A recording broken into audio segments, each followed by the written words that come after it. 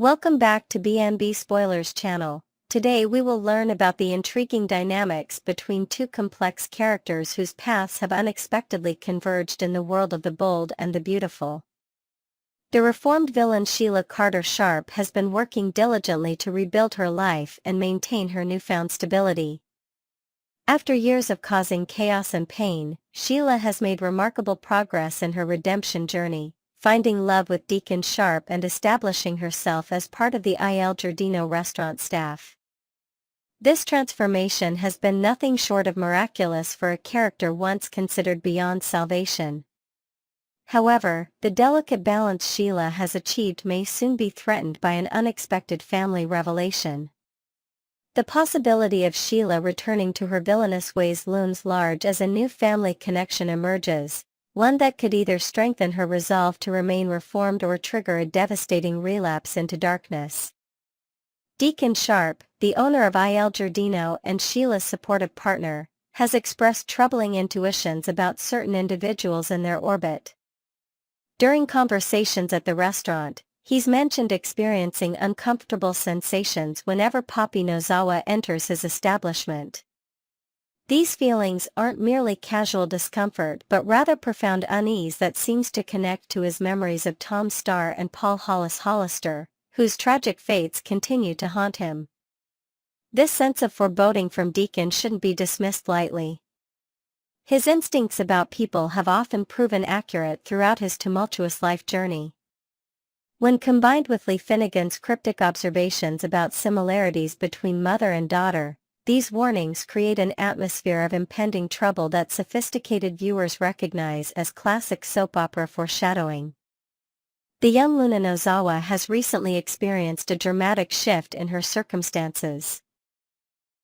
Initially placed under house arrest for her actions, she unexpectedly received a pardon, freeing her from legal constraints. This sudden change in fortune might seem positive on the surface, but it came with complications. Bill Spencer, no longer willing to provide shelter, instructed Luna to find alternative accommodations. Luna's situation has become increasingly precarious.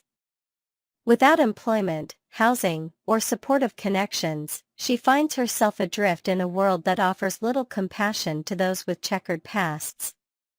This vulnerability, combined with her intense longing for family bonds, creates the perfect emotional storm that drives her toward the one person who might understand her circumstances, Sheila Carter Sharp.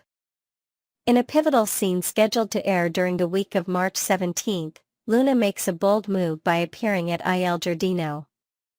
When Sheila notices her presence, her initial reaction is purely professional, offering restaurant service as expected of staff. This moment of ordinary courtesy quickly transforms into something extraordinary when Luna reveals the shocking truth about their connection, declaring that Sheila is her grandmother. The revelation of this biological connection initially brings Sheila tremendous joy. Having been estranged from her other family members, particularly her son Finn, the prospect of having a grandchild with whom she can freely interact represents a precious opportunity for the familial closeness she has long craved. This emotional response showcases the deeply human desire for connection that exists even in characters with troubled histories. However, Sheila's initial elation may quickly transform into something darker when she processes the full implications of this news. The realization that Papi Nozawa concealed this family connection will likely trigger intense anger. Sheila's rage might stem less from personal offense and more from empathy with Finn, understanding all too well the pain of being separated from one's child. This shared experience of parental alienation could potentially serve as a bridge between Sheila and Finn, creating an unexpected opportunity for healing their fractured relationship. The introduction of Luna into Sheila's life creates a fascinating parallel between the two women. Both desperately seek family connections and acceptance, both have troubled pasts, and both struggle with impulse control. Sheila herself has referred to Luna as a bad seed, a description that carries particular weight coming from someone with Sheila's history. This characterization, combined with Lee's observations about the similarities between Luna and Poppy, suggests that Luna's influence on Sheila could be profoundly destructive. The potential for Luna to derail Sheila's progress toward redemption creates a compelling narrative tension. After witnessing Sheila's remarkable journey toward becoming a better person, viewers have invested emotionally in her transformation. The prospect of seeing all that growth undone by Luna's influence generates exactly the kind of emotional conflict that drives viewership and discussion among the show's dedicated fan community. Alternatively, this new relationship might evolve in unexpected directions. Perhaps Sheila's extensive experience with darkness and redemption uniquely positions her to guide Luna toward a healthier path. The grandmother-granddaughter dynamic could provide both characters with the family connection they desperately seek while allowing them to heal from past traumas together. This optimistic possibility offers a counterbalance to the more ominous predictions about their future. When Deacon inevitably discovers the connection between Sheila and Luna, his reaction will add another layer of complexity to the unfolding drama. Given his expressed discomfort around Poppy and his lingering grief over his deceased friends, learning that Luna is Sheila's granddaughter will likely intensify his concerns. His response could either strengthen his relationship with Sheila or create new tensions that threaten their hard-won happiness. As this storyline develops, viewers will be watching closely to see whether family bonds will prove healing or destructive for these complex characters. Will Sheila's progress toward redemption be strong enough to withstand the challenges that Luna brings into her life? Or will this unexpected family reunion trigger a devastating return to old patterns? The answers to these questions promise to deliver the emotional drama and character development that fans of The Bold and the Beautiful have come to expect from this enduring soap opera. The coming episodes will reveal whether blood ties can overcome troubled histories, or if some family connections are simply too toxic to sustain. Whatever the outcome, this storyline offers rich opportunities to explore themes of redemption, family loyalty, and the possibility of genuine change, even for characters with the darkest of pasts. Next, we will learn about the shocking developments surrounding Luna's unexpected prison release and the ripple effects it's causing throughout Los Angeles. The drama has reached unprecedented levels as family ties are tested, alliances shift, and long-buried secrets emerge with devastating consequences.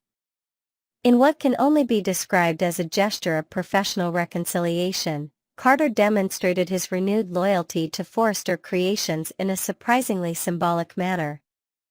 The tension in the executive office was palpable as Eric and Ridge arrived, their expressions conveying the gravity of this final opportunity for Carter to realign himself with the company's founding values.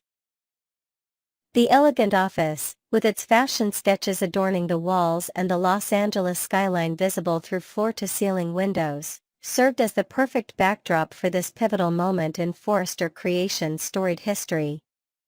Carter, dressed impeccably in a tailored charcoal suit that emphasized his athletic build, didn't hesitate when faced with this crucial decision.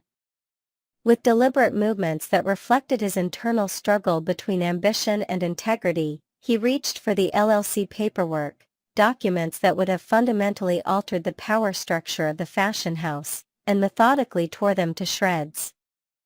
The sound of ripping paper echoed through the office, symbolizing the destruction of what could have been a corporate coup.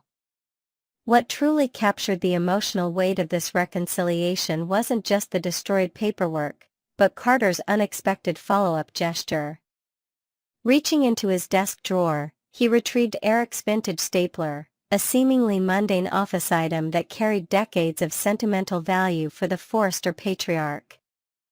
This small metal object, worn at the edges from years of use during Forrester's most iconic design periods, represented more than just office equipment. It embodied the legacy and tradition that defines the company. As Carter extended this token of good faith toward Eric, the message was clear: some things, like trust and heritage, once broken, can indeed be repaired. The atmosphere at Forrester Creations extended beyond the executive suite, with Daphne exhibiting remarkable confidence in Carter's moral compass despite recent evidence to the contrary. Her unwavering belief that Carter would ultimately choose the ethical path reflected either profound insight into his character or perhaps dangerous naivety. Seated at her desk in the design department, surrounded by fabric swatches and preliminary sketches for the upcoming season, Daphne maintained her composure even as whispers of corporate intrigue circulated among the staff. Her European sensibilities, refined during her time in the Parisian fashion scene, gave her a unique perspective on American business practices, though her optimism about Carter might prove to be misplaced idealism rather than accurate character assessment. Meanwhile, in the comfortable confines of Brooke's living room, with its plush furnishings and panoramic view of the canyon, Hope was engaged in a serious conversation with her mother. The sunlight streaming through the windows illuminated Hope's troubled expression as she revealed the shocking news about Luna's pardon. Brooke's reaction, a mixture of disbelief and concern, mirrored what many in their social circle were feeling. The implications of Luna walking free after her crimes created a new layer of complexity in the already tangled relationships connecting the Forresters, Logans, and Spencers. As Brooke reached for her signature glass of water with lemon, her maternal instincts clearly activated. She began calculating how this development might affect her daughter's fragile emotional state and professional standing at Forrester Creations. The confrontation between Luna and Poppy reached emotional heights that even longtime observers of their dysfunctional relationship couldn't have anticipated. In the stark, minimalist guest room of Bill Spencer's mansion, Luna's frustration erupted into verbal assault as she demanded answers about her paternity, questions that had haunted her throughout her tumultuous childhood. The stark contrast between Luna's aggressive posture and Poppy's defensive body language told the story of years of unresolved tension. When Luna pressed her mother about whether she had always known Finn was her biological father, Poppy's telling silence spoke volumes. Her averted gaze and nervous fidgeting with the hem of her designer blouse conveyed guilt more effectively than any verbal confession could have. This non-answer effectively confirmed what many had suspected. Poppy had deliberately concealed Luna's paternity, perhaps out of fear, shame, or calculation, motives that remained as mysterious as the woman herself. At the Spencer mansion, the atmosphere was electric with tension as Lieutenant Baker prepared to return Luna to prison. The detective's weathered face, having seen decades of crime and punishment in Los Angeles, registered genuine shock when his phone rang with unexpected news. The call, delivering information about Luna's official pardon, transformed the room's dynamics instantly. Steffi's expression hardened into one of disbelief and outrage, while Finn's features reflected a more complex emotional response, perhaps a mixture of relief and confusion that his biological daughter might not return to incarceration after all. Bill Spencer, the puppet master behind this legal maneuver, maintained his characteristic poker face, though the slight upturn at the corner of his mouth suggested satisfaction at this outcome he had likely engineered through his considerable influence. After the others departed, leaving Bill and Luna alone in the cavernous living room of his cliffside mansion, the billionaire's true intentions became clear. With cold precision that belied his earlier compassionate stance, Bill instructed Luna to leave his property. The stark contrast between his previous advocacy for her release and his current dismissal highlighted the unpredictable nature of Spencer's allegiances. Luna, still processing her unexpected freedom, appeared momentarily destabilized by this sudden rejection from her self-appointed protector. The floor-to-ceiling windows framing the Pacific Ocean behind them served as a metaphor for Luna's situation, freedom visible but somehow still inaccessible. In a development that surprised even those accustomed to her unpredictable nature, Sheila Carter expressed the opinion that Luna belonged behind bars. This statement, coming from someone with her own extensive criminal history, carried a particular weight of hypocrisy that wasn't lost on those present. Sheila's uncharacteristic alignment with conventional justice raised questions about her motivations, Was this genuine moral judgment, or perhaps a strategic move to distance herself from comparisons to the younger woman? The complex psychology behind Sheila's statement suggested that even reformed villains maintain a need to establish moral hierarchies, perhaps to justify their own redemption narratives. The scene at Lee Finnegan's medical office took a violent turn that shocked even those familiar with her normally controlled demeanor. When Poppy arrived in response to Lee's summons, she couldn't have anticipated the physical assault that awaited her. Lee, typically the embodiment of professional composure, transformed into an agent of raw vengeance as her hands closed around Poppy's throat. The sterile environment of the medical office, with its examination table, anatomical charts, and state-of-the-art equipment, created a disturbing backdrop for this primal expression of rage.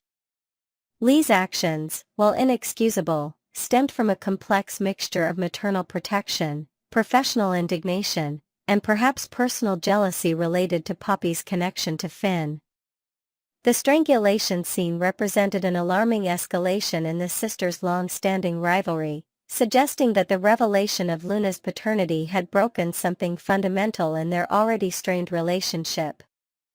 The unexpected encounter at Il Giardino between Poppy, Deacon, and Sheila created an unusual triangle of shared experience around parental failures. The restaurant's warm lighting and rustic Italian decor created a deceptively comfortable setting for this uncomfortable conversation. Poppy's expression of remorse for Luna's actions was met with Deacon's pointed correction, referring to them as crimes rather than merely actions, highlighting the severity of what Luna had done. This linguistic distinction underscored the gravity of the situation while establishing Deacon's moral boundaries despite his own checkered past. Sheila's defense of Poppy created an unexpected alliance between these two mothers, both of whom had been separated from their children under different circumstances. Sheila's empathy, likely stemming from her own experiences with maternal alienation, demonstrated the complex moral landscape these characters inhabit, where even those with villainous histories can offer genuine understanding in specific contexts. The restaurant setting, with its ambient noise of clinking glasses and murmured conversations, provided a public backdrop for this intensely private exchange about parental guilt and responsibility. The gathering at the Forrester mansion between Ridge, Taylor, and their daughter created a moment of philosophical reflection amid the chaos. Taylor's question about how they had arrived in a world where Sheila was Finn's mother and Luna was his daughter encapsulated the soap opera absurdity of their current reality. The elegant living room, with its designer furniture and family photographs chronicling generations of Forresters, emphasized how far they had strayed from the normal family life they had once envisioned. Ridge's inability to provide a satisfactory answer to Taylor's existential question highlighted the unpredictable nature of life in their social circle, where biological revelations regularly upend established relationships and alliances.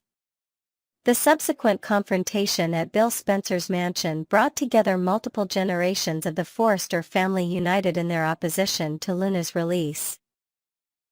Ridge and Taylor, drawing on their professional expertise as a fashion executive and psychiatrist respectively, presented logical arguments against Bill's decision. Their coordinated approach, honed through decades of co-parenting despite their romantic turbulence, demonstrated their effectiveness as a team when protecting their extended family. The mansion's opulent surroundings, with its modern art collection and panoramic ocean views, created a stark contrast to the moral bankruptcy they perceived in Bill's actions.